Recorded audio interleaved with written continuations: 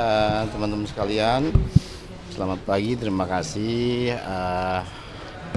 Insya Allah pagi hari ini kita akan konsultasi ke DPR Komisi 2 dalam bentuk rapat dengar pendapat. Setelah kemarin kita melakukan konsinyering dan insya Allah hari ini seluruh usulan dan masukan ke perubahan PKPU setelah putusan Mahkamah Konstitusi nomor 60 dan 70 yang semalam sudah kita bahas, karena pertimbangan kebutuhan mendesak dan seterusnya, kami menyampaikan kita berdiskusi dengan banyak pihak untuk kemudian mempercepat proses konsultasi, dan alhamdulillah terjadwal pagi ini jam 10 insya Allah, dan semoga lancar semua dan seluruh putusan 60 dan 70 akan dimasukkan dalam perubahan PKPU terkait dengan pencalonan calon kepala daerah, insya Allah. Artinya hari ini tinggal penetapan aja ya Pak? Insya Allah, karena kemarin sudah dibahas panjang kali lebar semalam dan kita sudah diskusikan semuanya, sambil juga banyak sekali PKPU yang lain yang juga menunggu, termasuk Perbawaslu. Tahu desak apa yang sampai membuat penetapannya itu di hari Minggu, tidak jadi di hari Senin? Waktu, kami kan juga butuh untuk kemudian punya selang waktu yang lebih untuk menyampaikan ke jajaran juga, dan termasuk dinamika yang berlangsung untuk kemudian menurunkan dalam bentuk juknis dan seterusnya. Ini semakin cepat semakin baik untuk kebutuhan jajaran kami di tingkat provinsi dan kabupaten, karena secara langsung teman-teman di provinsi dan kabupaten yang langsung nanti melaksanakan pendaftaran atau menerima calon peserta pilkada yang pendaftarannya akan kita mulai di tanggal 27 sampai 29 Agustus, hari Selasa lusa. Kami akan melakukan harmonisasi dan sudah terkonsolidasi dengan teman-teman Kemenkumham. Insya Allah sangat cepat untuk kemudian bisa disegerakan untuk diundangkan. Ya pastinya, mungkin hari ini atau besok, hari inilah mungkin. Pokoknya secepatnya, kan prosesnya juga sudah lebih cepat dari yang sudah direncanakan.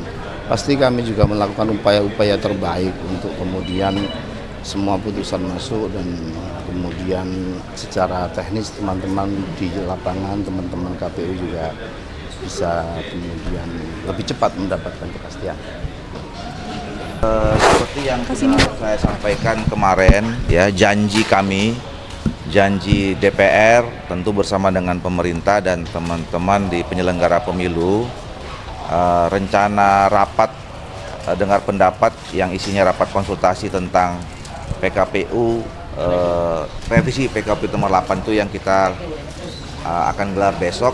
Itu saya minta dimajukan pada pagi ini, saat ini jam 10. Yang ini adalah proses formil saja. Secara material tentu semua publik rakyat Indonesia sudah tahu sebetulnya, karena itu sudah dipublish sejak 2 hari yang lalu, dan tadi malam juga kami dalam konsinyering juga direview ulang, dan teman-teman media juga meliput, ya. Tadi malam juga secara material kita sudah sepakat bahwa revisi PKPU nomor 8 itu rujukannya, alas hukumnya adalah berdasarkan putusan Mahkamah Konstitusi, bulat-bulat, strict, tidak ada yang dikurangi, tidak ada yang ditambahi. Jadi mengacu pada putusan Mahkamah Konstitusi nomor 60 dan 70 baik amar maupun penjelasannya.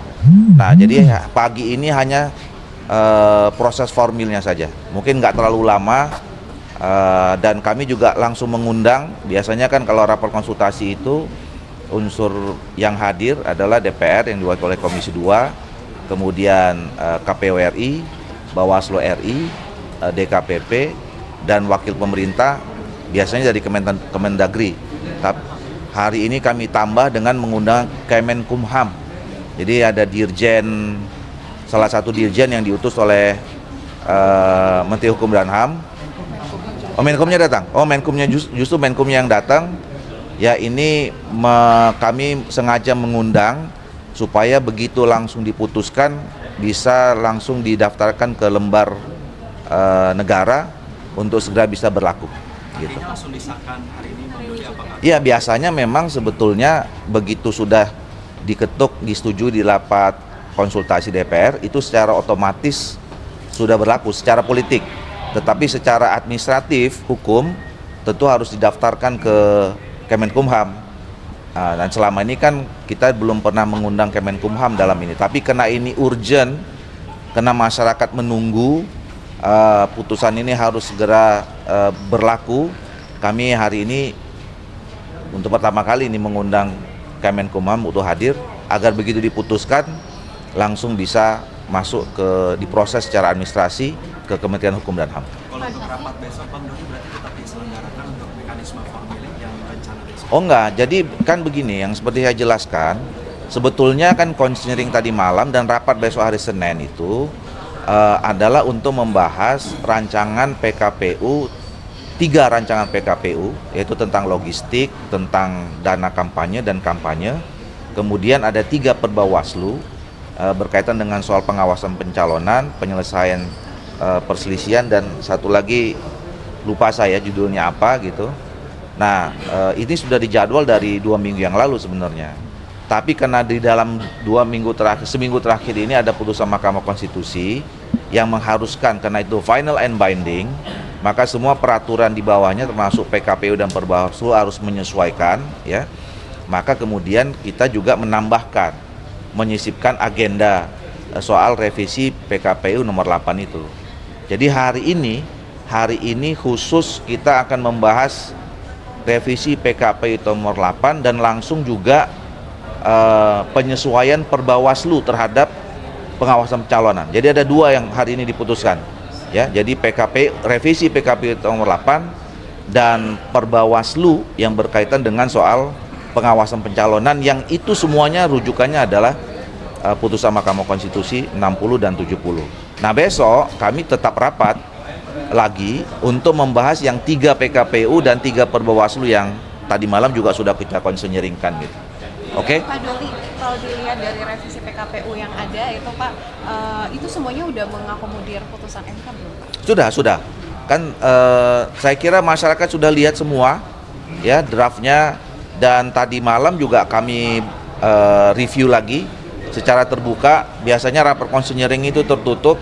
Saya yang minta supaya teman-teman media bisa masuk, bahkan diliput secara live yang saya tahu gitu. Dan udah terpampang secara jelas, ya, bahwa tidak ada yang dikurangi, tidak ada yang ditambahi. Semua putusan Mahkamah Konstitusi 60 dan 70, baik putusan maupun amar maupun penjelasannya, itu sudah masuk semua dalam PKPU. Oke? Bang, kemarin kan dibilang sudah izin pimpinan ya Bang, rapat hari Minggu. Ya. RDPU kan kemarin bilang udah izin pimpinan. Ya. Untuk RDPU hari ini yang bukan atas pimpinan siapa Bang? Untuk RDPU hari Minggu ini. Ya, kita ngajukan surat pimpinan. Saya koordinasi dengan Pak Dasko, dan kan kita ada proses administrasi. Suratnya udah keluar langsung tadi malam, kita sampaikan ke mitra kita masing-masing yang akan diundang pagi ini. Alhamdulillah udah pagi ini udah datang semuanya, mitranya udah bisa berlangsung. Oke? Per besok udah mulai berlaku ya Bang? Ya, mudah-mudahan mungkin kalau mungkin kalau kantornya bisa buka dalam hitungan jam mungkin udah bisa berlaku. Tapi secara politik saya katakan, secara politik begitu diputuskan di dalam rapat konsultasi itu sebenarnya sudah berlaku gitu. Oke? Ya. Terima kasih.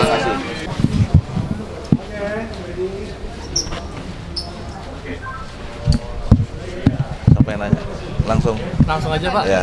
Langsung Pak. Ya, alhamdulillah barusan tidak lebih dari lebih kurangnya setengah jam kita sudah menyepakati semua unsur rapat yang kita undang menyetujui, ya. DPR yang diwakili oleh seluruh pimpinan dan anggota Komisi 2, kemudian pemerintah diwakili oleh Menteri Hukum dan HAM. Memang sengaja kita undang, ya. Ini baru pertama kali kita mengundang Menteri Hukum dan HAM dalam pembahasan peraturan KPU dan peraturan Bawaslu untuk memastikan, ya, bahwa setelah secara politik diputuskan dalam rapat konsultasi ini, tadi komitmen Pak Menteri Hukum dan HAM mengatakan bahwa ini segera langsung diproses ya untuk diundangkan, ya diharmonisasi dan diundangkan. Mudah-mudahan bisa hari ini selesai. Kita berharap bisa hari ini selesai. Tidak kemudian dari Kementerian Dalam Negeri juga seperti itu. KPU yang membuat draft juga seperti itu. Bawaslu dan DKPP semuanya setuju. Ya, jadi saya menegaskan kembali, ya, kami sudah memenuhi janji kami. Jadi tidak ada lagi keraguan, ya, pada masyarakat Indonesia.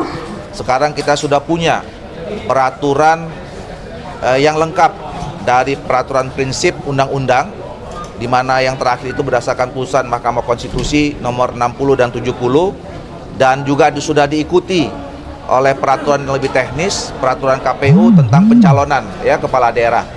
Jadi insya Allah tidak lagi ada keraguan, tidak ada lagi sakwa sangka, tidak ada lagi spekulasi.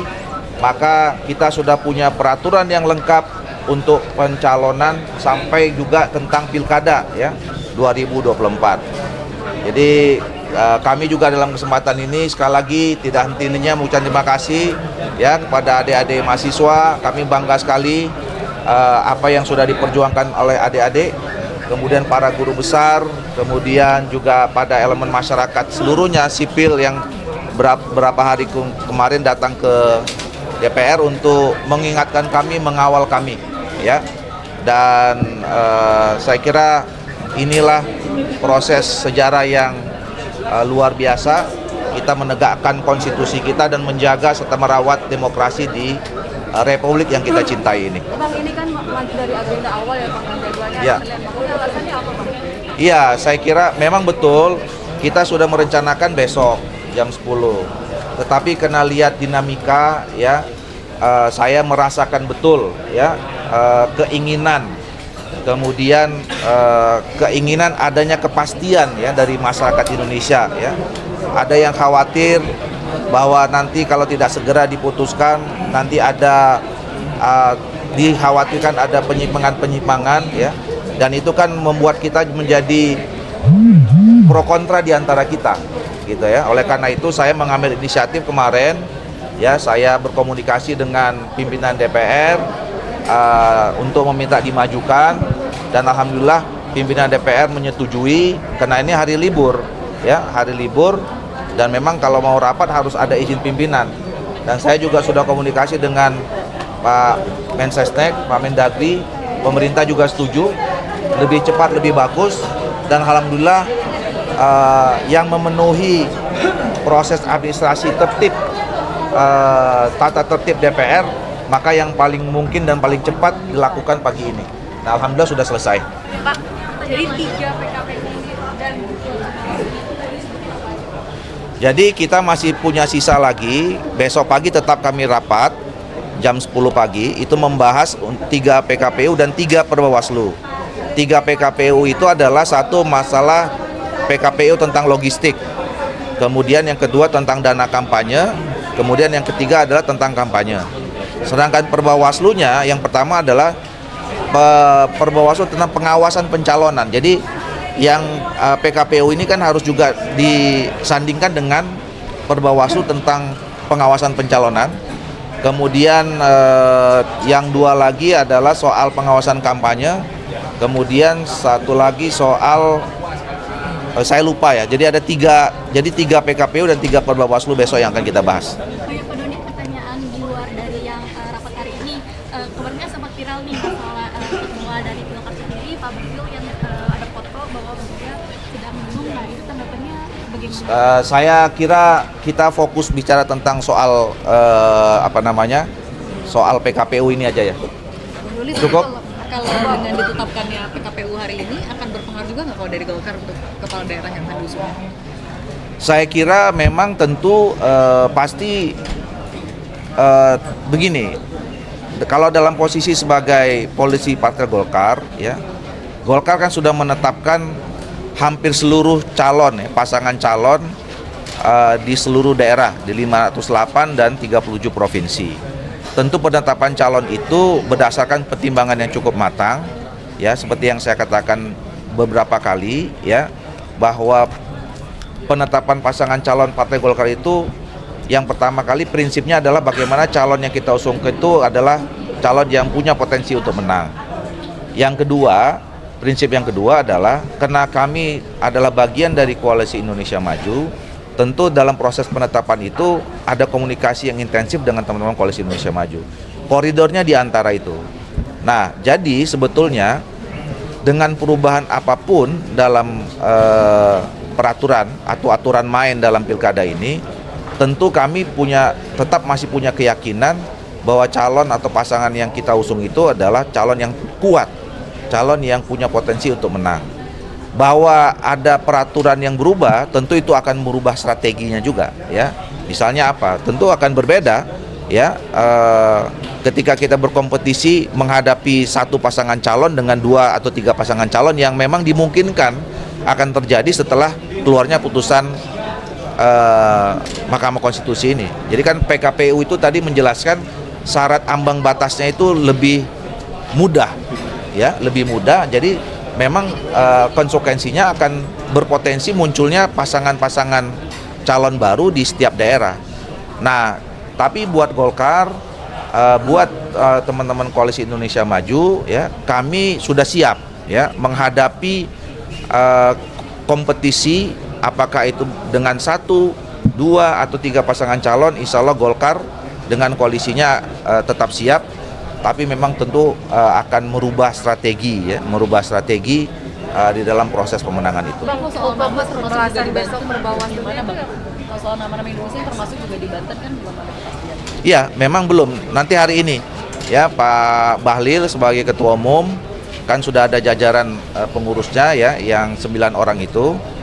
Saya dapat informasinya akan jam 2 ini akan mengumumkan, ya, nama-nama resmi siapa yang nanti akan diusung oleh Partai Golkar. Bang, tadi perbawaslunya itu poin-poinnya besok apa aja sih Bang yang utamanya itu? Tentu tentang pencalonan saja. Jadi kan ini proses pencalonan ini kan harus diawasi, ya, harus diawasi. Batas usia dan lain-lain gitu Bang? Ya, termasuk itu, bagaimana KPU nanti mengimplementasikan dari peraturan KPU itu, ya, baik yang berdasarkan putusan Mahkamah Konstitusi yang terakhir maupun yang pasal-pasal yang sebelumnya, gitu. Dan kemudian nanti bagaimana supaya proses pencalonan ini tidak ada masalah, tentu harus diawasi dan itu tugasnya Bawaslu. Itu yang nanti diatur dalam Perbawaslunya. Mungkin nggak sih ketika Kim nanti Golkar mengikuti arah Kim untuk Banten lalu Bu Ayrin akan maju sendiri, itu seberapa mungkin seperti itu?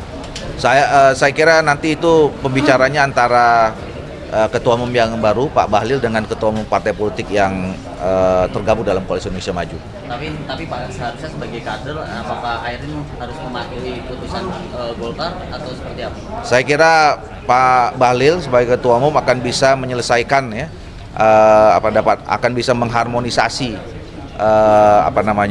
putusan-keputusan yang terlibat dengan pencalonan termasuk Ibu Ayrin dan daerah-daerah yang lain. Oke? Cukup, ya.